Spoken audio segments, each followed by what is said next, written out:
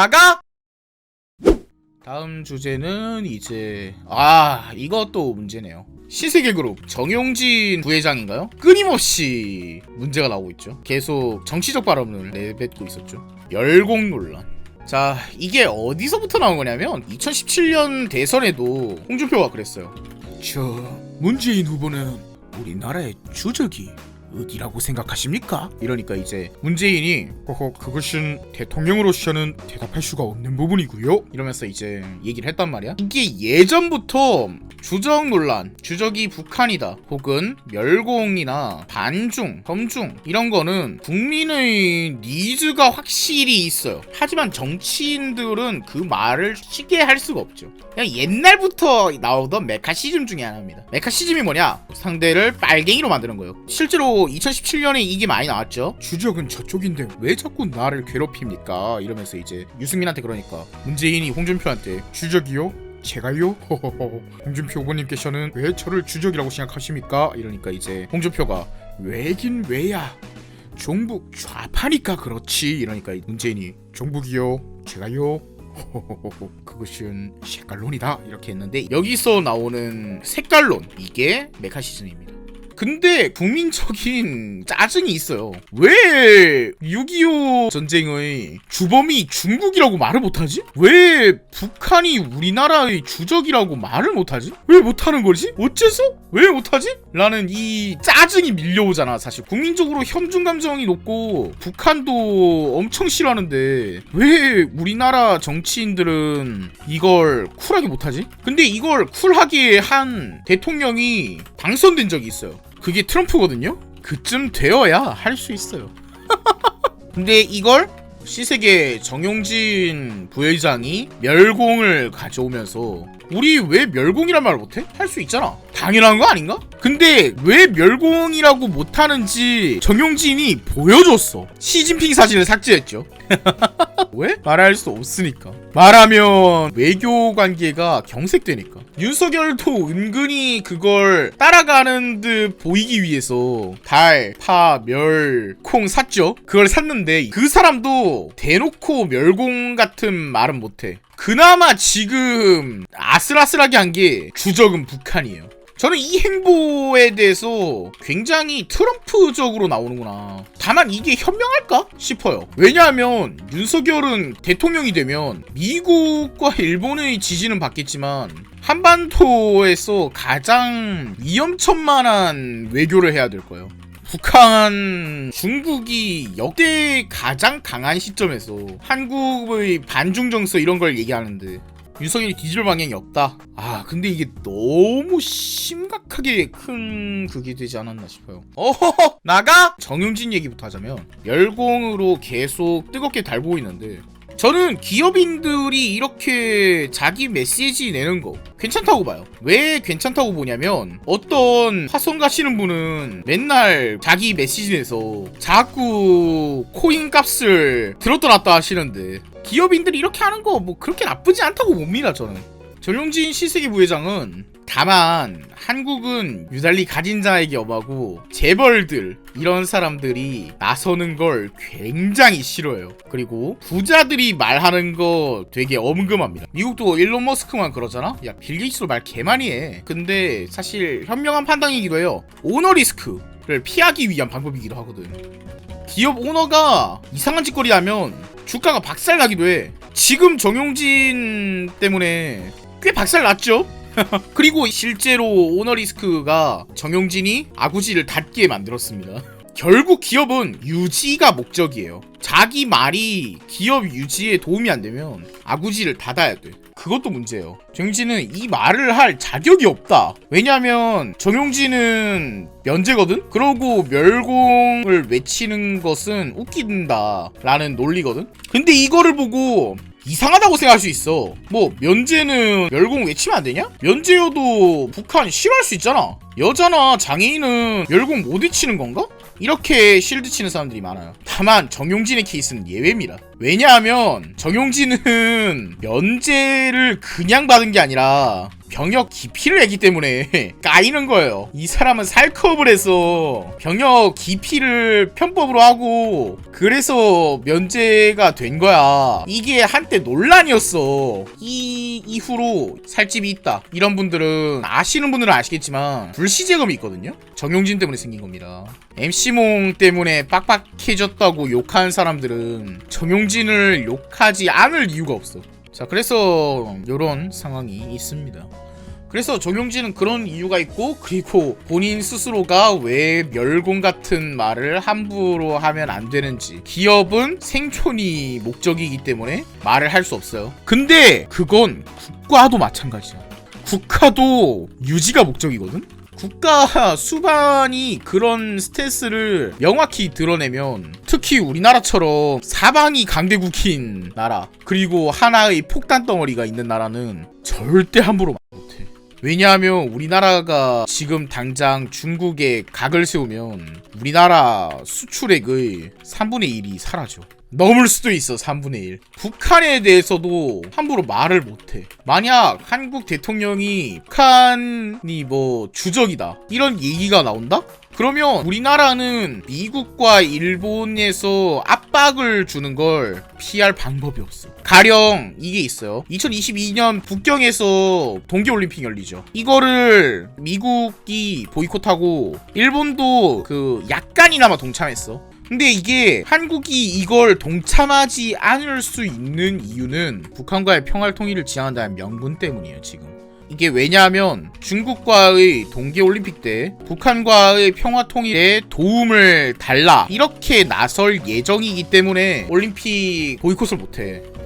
이게 우리의 명분이고 미국도 그걸 이해해. 우리나라가 이런 절묘한 외교를 계속하고 있어야 돼. 우리나라에게 북한이라는 것은 은근히 쏠쏠한 패예요.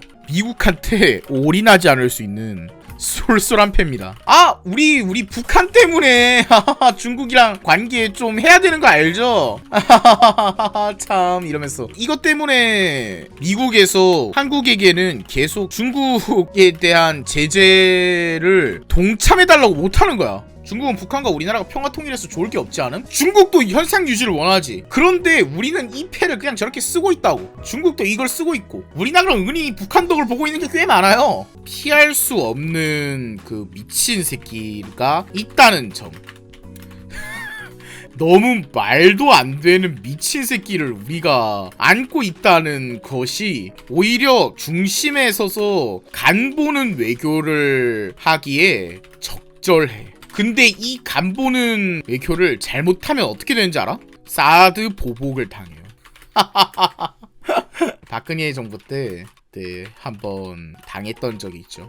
이게 왜 터진 일이냐면 중국 열병식을 참여했잖아. 박근혜가 참여했죠. 그래서 박근혜가 미국에 살짝 밉보였어. 그래서 사드를 들여오는 결정을 했어. 그것 때문에 중국에도 밉보였어. 이게 잘하면 균형 외교인데 못하면 양쪽 어디에도 편이 없어.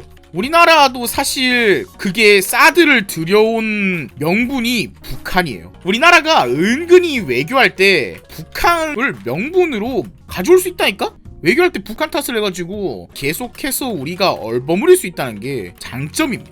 딱히 얻어낸 건 없어. 근데 현상 유지를 했어요. 뭐 잘한 건 없어도 못한 건 없다고 생각해요. 뭐 국제 왕따설 이런 거 있긴 하지만 미국에게 경제 제재 안 받고 중국에게 경제 제재 안 받고 나쁘지 않다.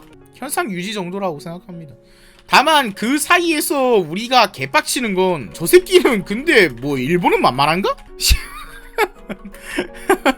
일본은 계속 국민 갈라치기로 써먹고 있어요. 맨날 총선 대선 시즌만 되면 일본 욕을 계속해.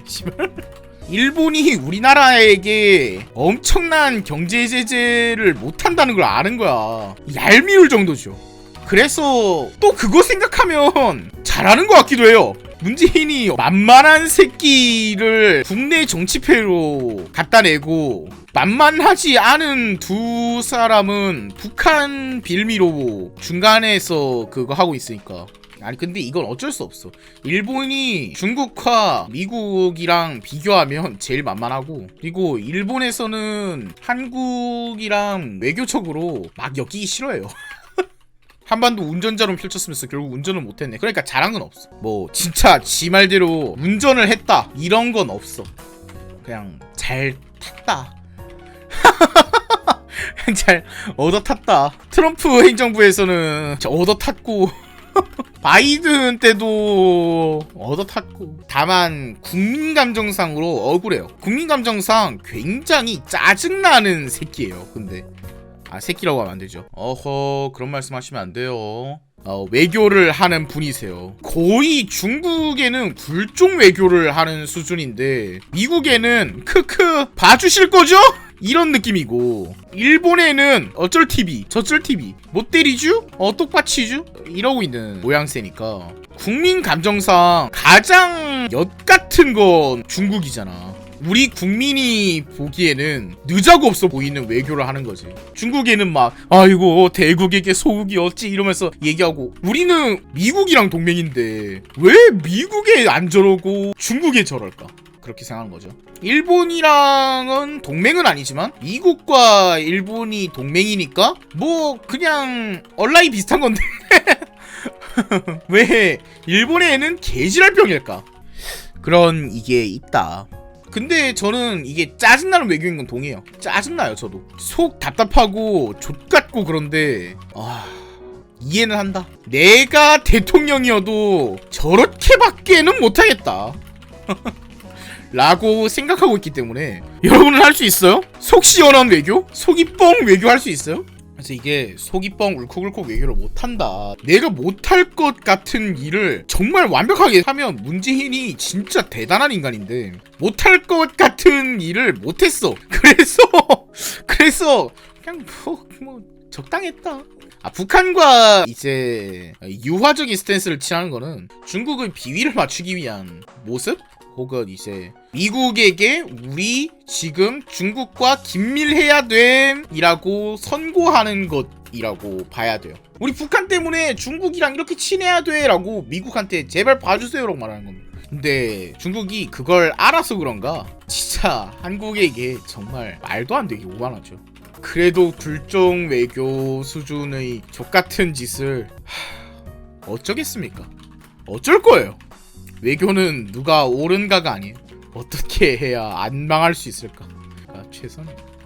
일본은 굴종하냐고. 일본도 비교적 중국 눈치 봐요. 한국이라는 방파제가 있어서 걔네가 덜 보는 거지. 일본도 봐요. 중국 눈치 봅니다. 언젠간 결단을 내려야 되지 않냐고요? 결단을 내리면 우리나라 경제가 20년은 후퇴할 텐데 괜찮아요? 미국을 선택하면 20년 후퇴하고요. 전쟁 가능성 생김. 중국을 선택하면 없어요. 한국이.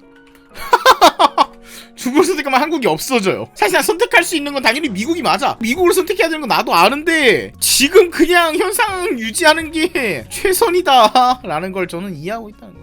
양쪽의 비위를 다 맞출 수 있는 방법이 있으면 그걸 해야 하고, 박근혜, 문재인 둘 다 그렇게 하고 있어요. 다만 윤석열의 좀 걱정인 건 너무 처음부터 각을 세운다. 우린 줄타기만 해야 되는 신세인가요? 아마요. 이재명 대놓고 줄타기 한다고 선언했으면 이재명 스탠스는 난 외교적으로 그게 옳다고 봐요. 그냥 우린 줄타기 해야죠 평생. 다음 이제 마지막 소식이네요. 정의당 선대위 해체. 별거 아닌 소식이죠.